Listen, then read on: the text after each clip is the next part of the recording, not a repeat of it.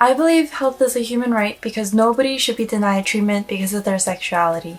I believe health is a human right because healthcare means more moms survive and more children can thrive.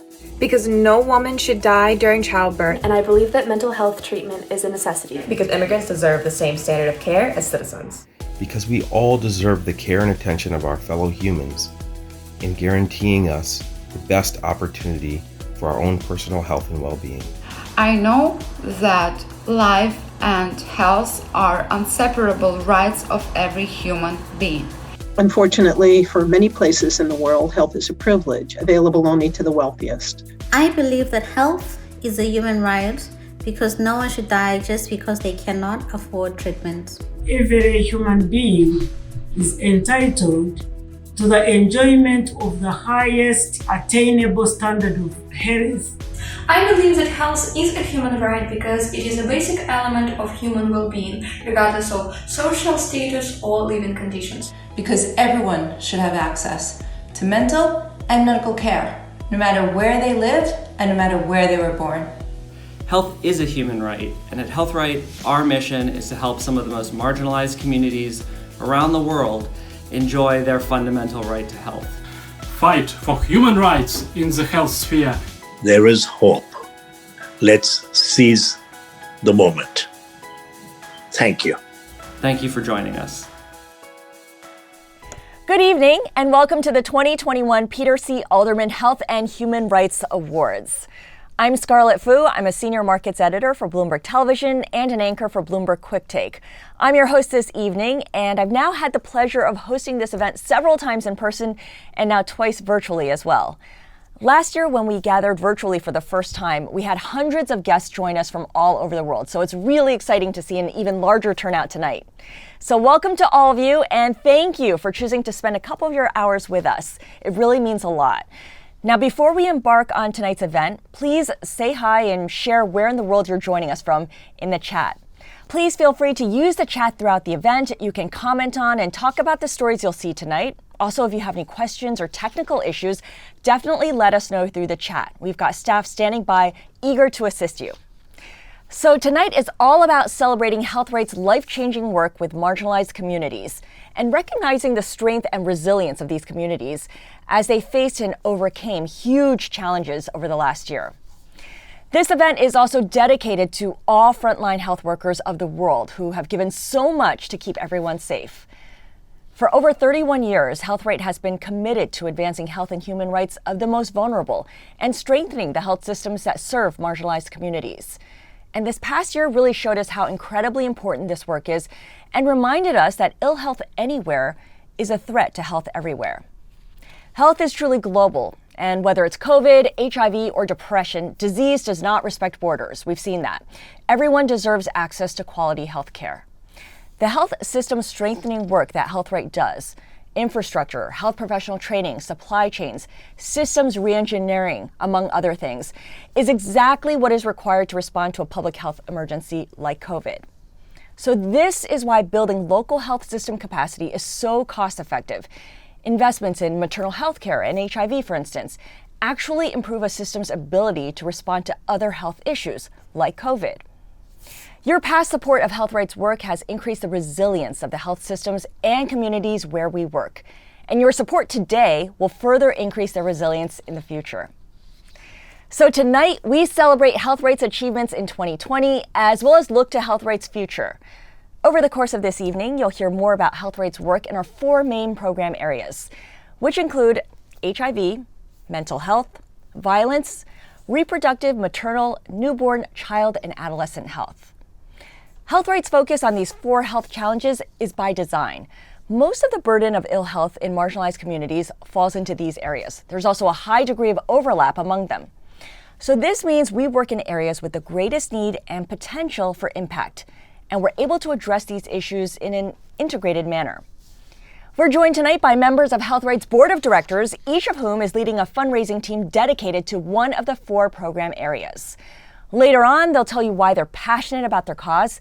If you agree with them, you can donate to their team. Each team actually has a keyword, and you can see them on the screen now, which you can text to 50155 in order to support that team. So get your phones ready.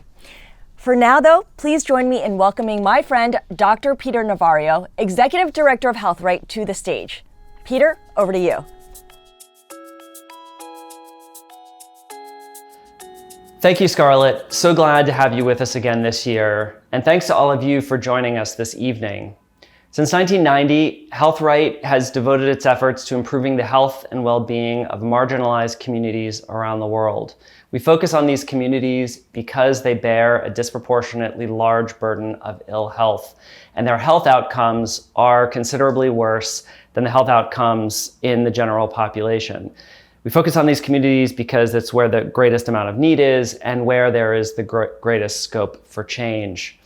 As Scarlett mentioned, HealthRight's work focuses on 4 overlapping and interrelated health issues. These include HIV, communities affected by violence, reproductive, maternal, adolescent, and child health, and mental health. These are overlapping issues that we see that disproportionately affect the communities that we work with in the 5 countries where we operate around the world, including Kenya, Uganda, Ukraine, the US, and Vietnam.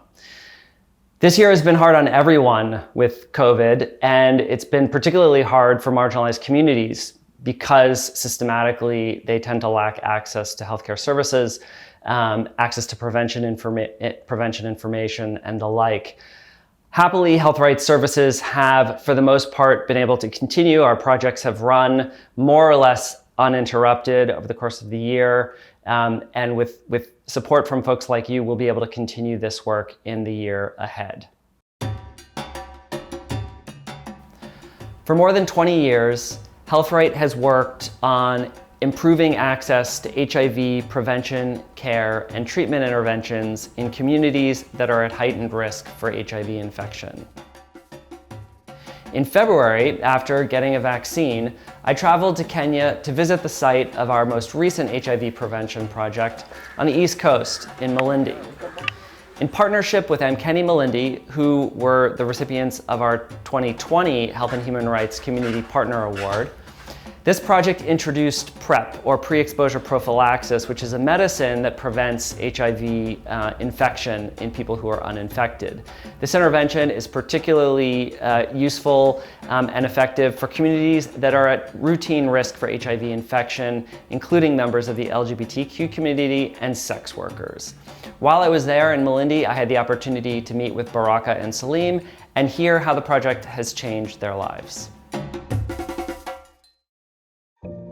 Ningependa kujua jina yako ni nani, uko na umri wa miaka ngapi na unafanya kazi gani? Kwa majina naitwa Salim Furaha, nina umri wa miaka 29 na nafanya kazi ya paralegal officer.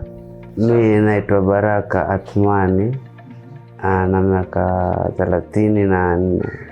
Na mwelekeo wako wa kijinsia ama sexual orientation yako?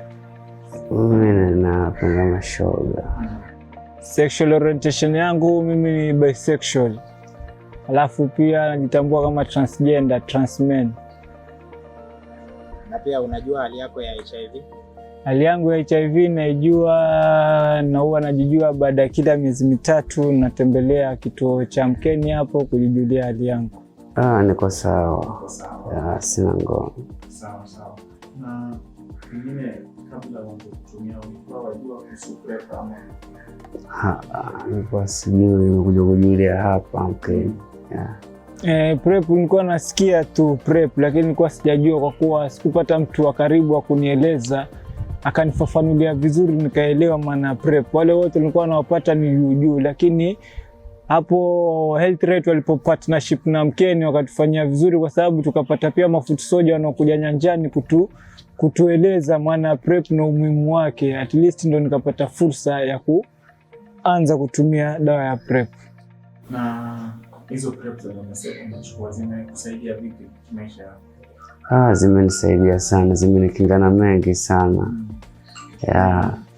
Imebadilisha maisha yangu kwa kuwa toka nianze hakuna siku hawajawahi nikumbusha. Huwa pia wanani follow up, wanani remind TCA yangu siku ya kuchukua dawa, pia wananijulia. After pia niende visiting pia huwa nikifika baada ya miezi 3 napima, alafu naulizwa dawa zinanipelekaje, effect, side effect nazionaje. alafu pia wanaulizwa umuhimu wake nimeonaje, pia yani zinanisaidia pakubwa sana. Alafu pia tuna psychosocial support tunapata tukifika mkeni hapo, kuna mtu kama nina mawazo yoyote nafunguka na ananisaidia pia kimawazo. Na je, unaweza pendekeza utumizi wa PrEP kwa wale ambao mara mingi wanaona wako kwa hatari ya kupata na virusi vya HIV? Ndio, naweza kupendekeza pia nikawaambia ni vizuri sana, kwa sababu ukijikinga inakusaidia na mengi sana. Huna mawazo, huna stigma, ukakaa ukawaza kwamba nimepatikana na hili na hili. Ile PrEP inakuokoa na inakupa assurance. Kana wengi, kuna wengine ambao walikuwa wanataka na walete lakini. So ni kitu gani ungependa kuambia dunia nzima sasa kuhusu wewe kama shoga ambaye ako Kenya, ama kwa niaba ya shoga wengine, kitu gani ungependa kuambia dunia? Mimi dunia mzima chenye ningependa kuambia mimi kama shoga na kama MSM ukanda huu kwa ulengo huu wa Coast huko Mombasa ni kwamba sote tukae kwa umoja na kupendana, na pia ni vizuri sana kuheshimu mawazo ama maoni ya mwenzako. Penda nimwambie akijisikia na yeye pia yani na ngono ya mashoga akaribishwa mkeni hapa, wako tele mashoga na yaje ajisikie, kuliko kusema fura shoga sijui nini. Si afadhali aje ajione mwenyewe na yeye pia, kuliko kutangaza huko. Aje naye pia aje.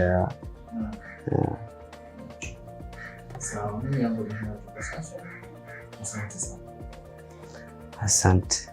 Asante Salim kwa muda wako. Shukran sana, mimi pia nashukuru.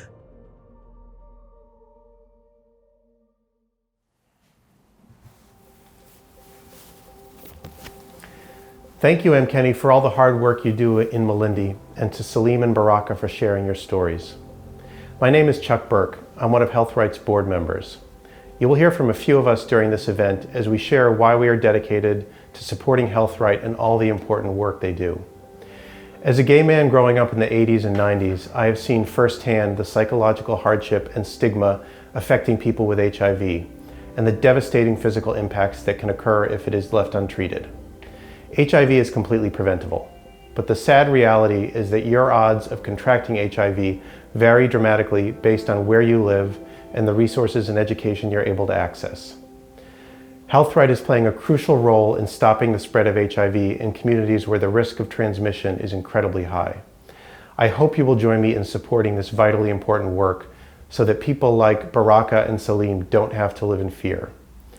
You can show your support right now by texting HRHIV to 50155. Later on in the event, we'll see which program has the most support from you. All of the work is important, but since I'm representing HIV, I would love to see my team come out on top. So text HRHIV to 50155 now.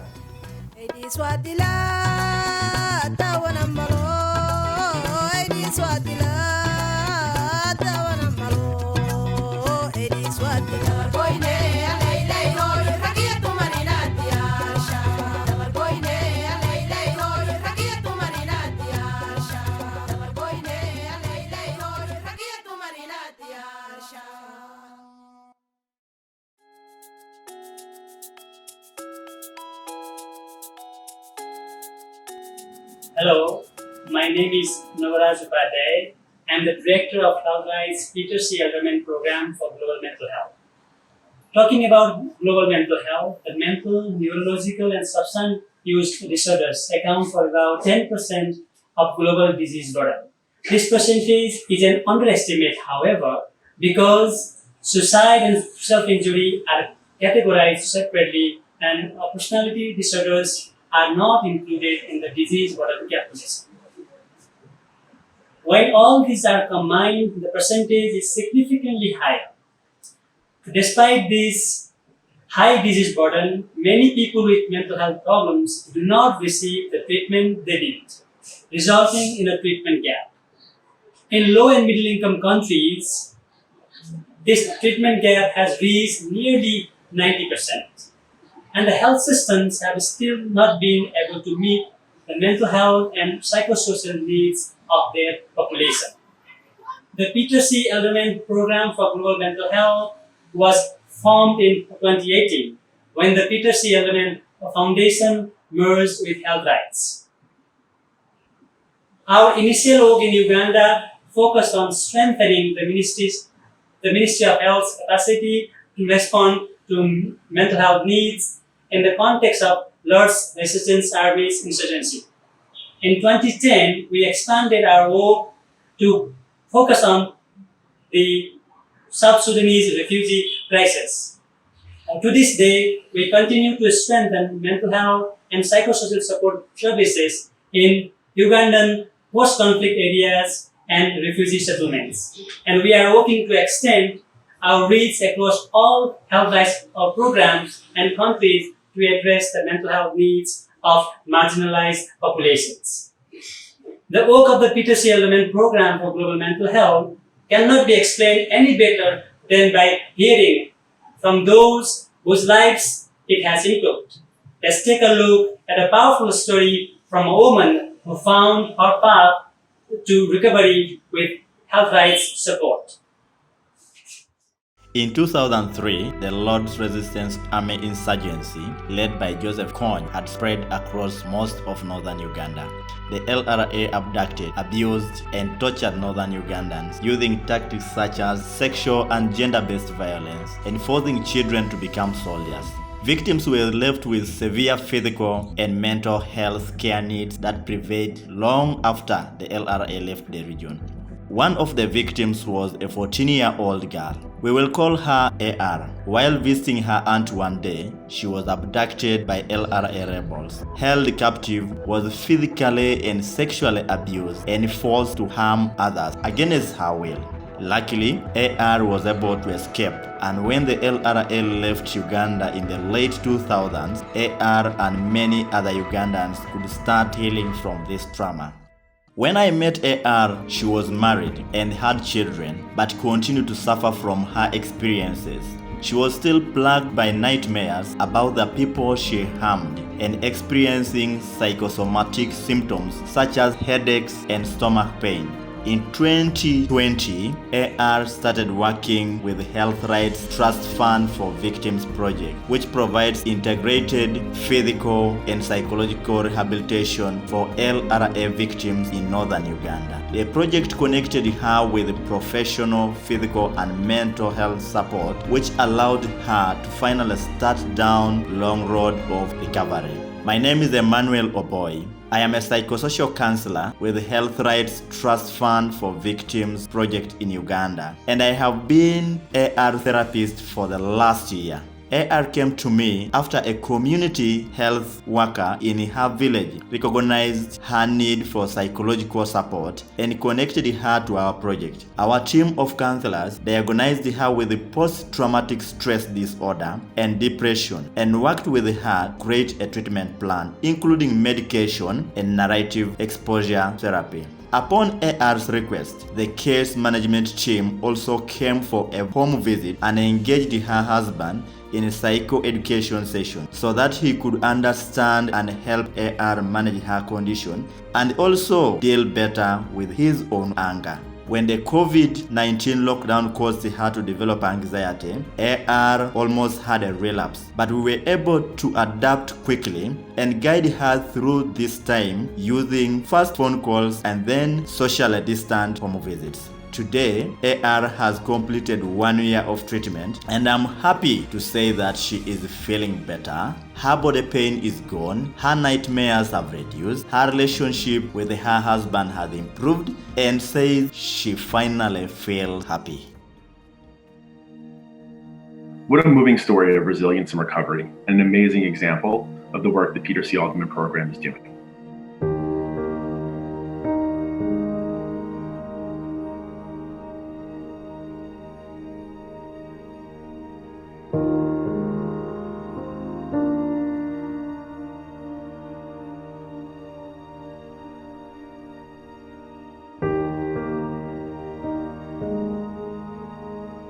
Peter and I became friends when we both started at Bloomberg over 20 years ago. And he was someone you could always count on to make you laugh or lend an ear when things got stressful. He brought a sense of laughter and joy to every interaction, and we often joked it was hard to be in a bad mood when he was around. However, for some, bad moods or stress go much deeper, and in some areas around the world, access to mental health support is almost non-existent, which is why the Peter C. Alderman program was founded, so his legacy could live on through helping others. Mental health includes our emotional, psychological, and social well-being. It affects how we think, feel, and act. At every stage of life, positive mental health helps determine how we handle stress, relate to others, and allows us to make healthy choices. As someone whose family has been impacted greatly by mental illness, I know the value of having access to resources and what a difference mental health support can make in someone's ability to survive and thrive. The work the Peter C. Alderman program is doing has extended the reach of HealthRight so that we can support people around the world suffering in a sustainable way.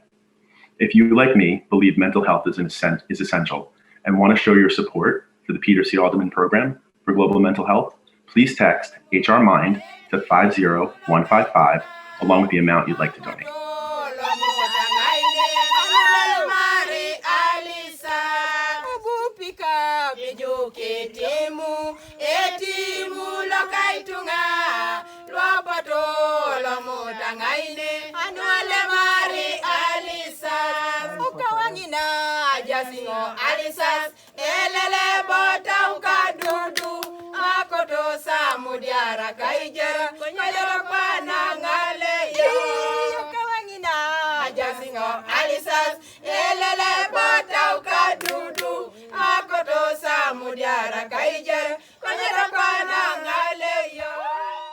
Thank you, Nawaraj, for the inspiring, life-saving work that you do, and to Chuck and Dom for being such fervent supporters of HealthRight.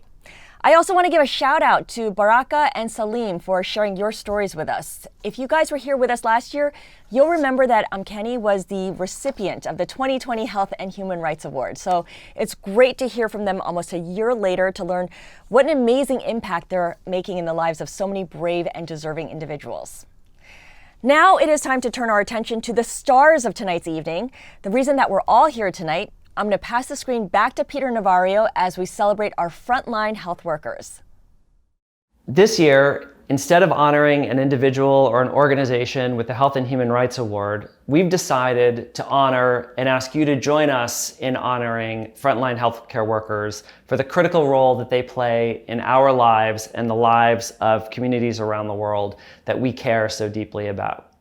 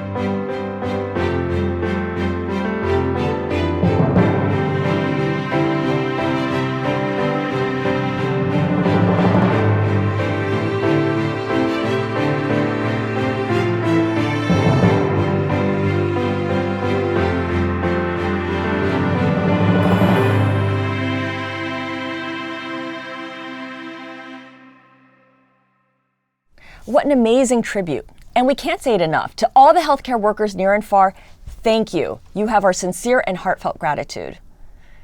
Next up, I'd like to introduce Talia Markowitz. Talia is the program manager of the Human Rights Clinic here in New York, which is HealthRight's longest running program. So let's take a look back at HealthRight's earliest days. In 1991, the U.S. Coast Guard intercepted tens of thousands of refugees from Haiti fleeing a violent coup and brought them to a holding facility in Guantanamo Bay. About 300 of those who qualified for political asylum were found to be HIV positive and denied entry to the U.S. The U.S. government moved the HIV positive refugees to a remote section of the military base known as Camp Bulkley, where they were detained indefinitely. At Camp Bulkley, the refugees slept in huts, open to the elements so rain went right in. The camp had barbed wire everywhere, resulting in injuries, especially among children who got cut while trying to play. Stuck in the camp without any recourse, many of the refugees went on hunger strikes to protest their detention. The U.S. military officers responded to the protesters by arresting and beating them, using dogs to control crowds and throwing protesters into prison cells. Meanwhile, the physicians treating the refugees were also part of the military. The physicians wore the same military uniform as the officers who punished the refugees and kept them detained. At the camp's medical buildings, the refugees were not given the standard HIV treatment and medication that was available in the U.S. One HIV-positive woman had a baby in the camp, and the baby died. The military then realized that HIV in pregnancy was high risk and brought pregnant women into the U.S. Word got around, and women figured out that one way to get out of the camp was to get pregnant. For nearly 2 years, the refugees languished at Camp Bulkley, growing sicker and sicker.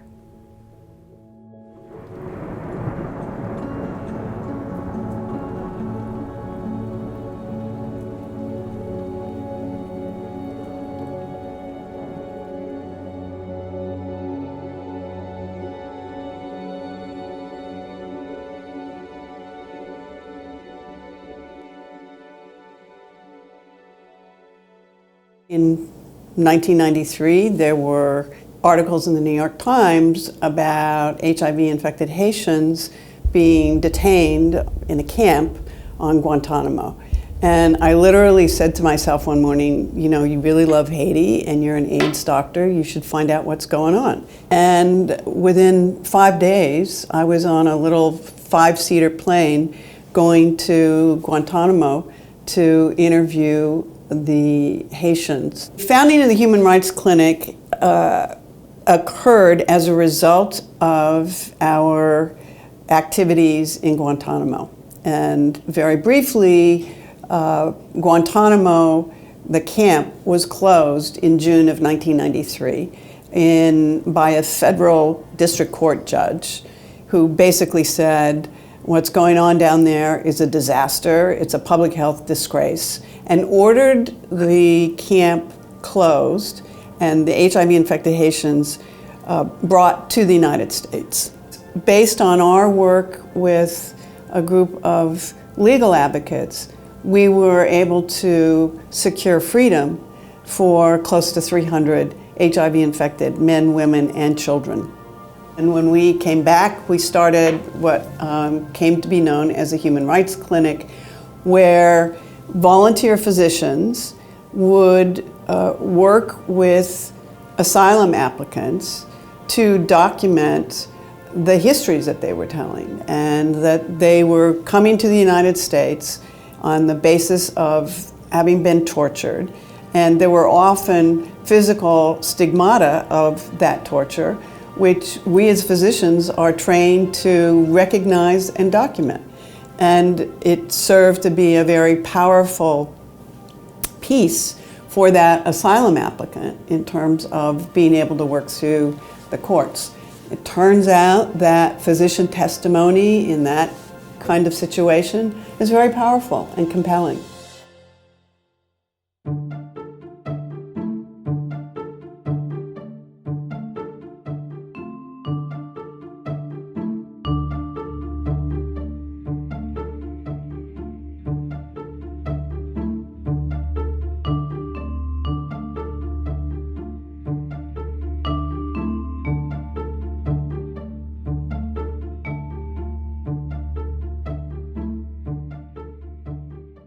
Through the Human Rights Clinic, HealthRight is able to respond to global human rights and migration crises of the moment.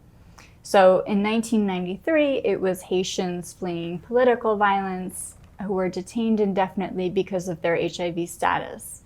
And now, over the decades, we've gone on to assist thousands of people fleeing violent situations all over the world.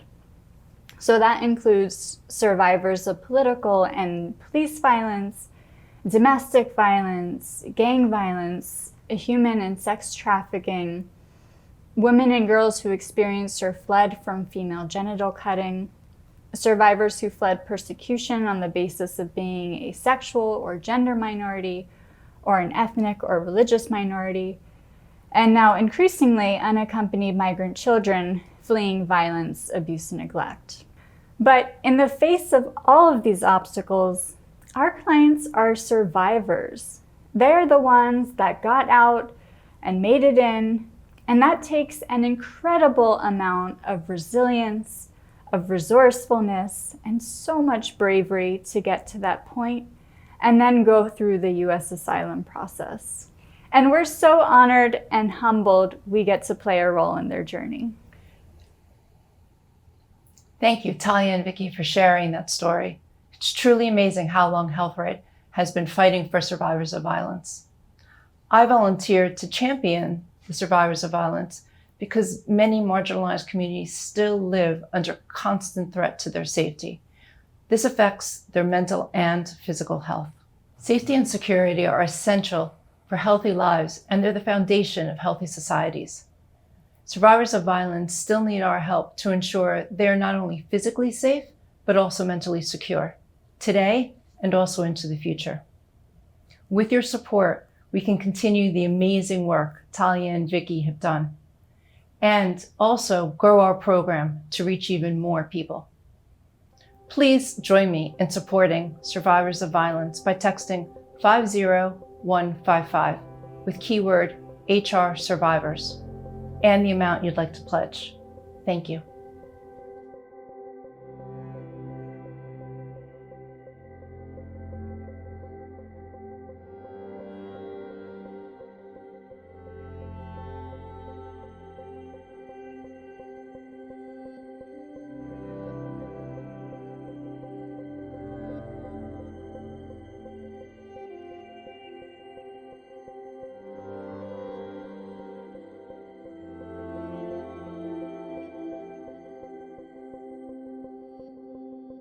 For 30 years, HealthRight has been a dedicated champion to ensuring the most vulnerable women, children, and adolescents have access to quality care.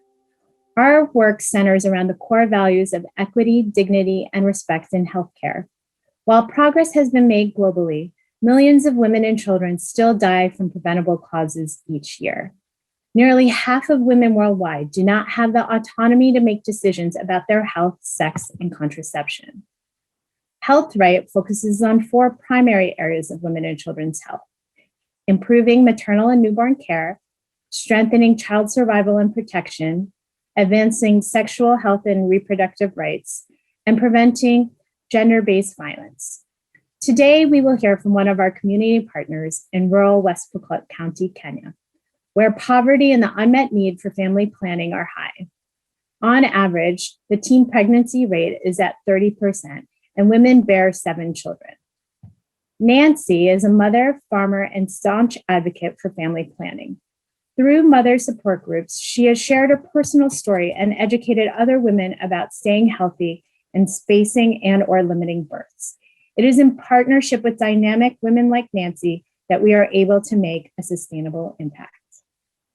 Ya upangaji usafi, sisi hapa zamani ama hapa kale, wakati tulianza maisha hatakuwa tunajua maneno ya kupanga usafi. Tulisaa tu mara hii mwaka unajifungua, mwaka ingine unajifunga. Sasa kitu yenye iko sahihi, wakati watu wa HealthRight walikuja wakatusaidia sana sisi kama wamama. Alafu tuko na group yetu kidogo, tukajifunza jinsi ya kupanga usafi. Tunaenda kwa hospitali yenye iko karibu hapa, tunapanga usafi. Tunakaa mwaka 2, hata afya yako inakuwa mzuri. Alafu wakati Ukikaa hiyo mwaka mbili unaweza fanya hata kitu kidogo kwa akaunti yako, unaweza kuwa na kitu kidogo. Lakini wakati hapo zamani hiyo ndio tunajisaidia naye. Sasa vile mtoto yangu amefika sasa mwaka mbili nipate mwingine, sasa imekuwa yani distant. Yani imenisaidia sana kama mama. Sasa sina wakati ya kuomba sasa vitu mzee. Sasa mzee sasa yako na free ya kutafuta vitu yake. Mimi naye niko na free ya kutafuta yangu. Sasa nimefurahi sana. Hata ya mganda yetu ya merigora au ya wamama, at least nimepata kitu kidogo wakati nimejipanga na hii family planning sasa. Sasa hapo sasa nimefurahi sana kwa watu wa HealthRight wamekuja kunisaidia ama kutusaidia kama watu wa Lomut. Tumejua sasa kitu yenye inaendelea. Sasa tunafurahi sana kwa watu wa HealthRight wamekuja kutufunza sisi. Sasa tuko na furaha sana na tumejisaidia kutosha. Thank you, Nancy, for sharing your story. I have a similar story. I got married at 30. Me and my husband were able to plan when we wanted to start a family because we have access to reproductive health and we could make those decisions here in the US. I am the proud mom of 2 little boys. Both of those boys were very difficult pregnancies. And when it was time to give birth, they were breech. So I had to have 2 C-sections in order to become a mom. And without proper healthcare, great healthcare, really, I would not have been able to do that. I may not be here, they may not be here. And that is what HealthRight is doing all over the world. That they're bringing reproductive health and maternal health and child health to our most marginalized areas and making it so that women like me all over the world can have beautiful families. So thank you for your support. I'm hoping that you show your support by texting HR Mothers to 50155 with your donation amount. I'm team captain for #women and children. So let me actually make a donation right now. And thank you. I'll pass it back to our wonderful host, Scarlett. Let's give another virtual round of applause to all of our incredible speakers this evening, and of course to all the amazing frontline health workers around the world. I'm so thankful to have been able to share this moment with you all, and a special thank you to all of our guests who are tuning in from abroad. We really hope that you've learned more about what HealthRight is working tirelessly on, and you leave this event feeling connected to HealthRight, to our life-saving work, and to the brave individuals all over the world who make it all possible. By joining us tonight and showing your support, you are now part of HealthRight's story. You are making health a human right, and for that, we're grateful. Please continue on this journey with HealthRight. Spread the word about our work. Reach out to us if you're interested in learning more. We should note that the text to donate will remain open for the next several days, so if you're feeling inspired later on, send us another pledge text. Again, thank you so much for joining us. We'll be sending you a recording of tonight's event, as well as a final update on the team that raised the most tonight. Remember, text to give will be open for the next few days, so if you see your team could use a little help, it's not too late. In closing, I wish you all good health, and I look forward to the time that we can all come together again, virtually, and even better, in person. Good night, everyone.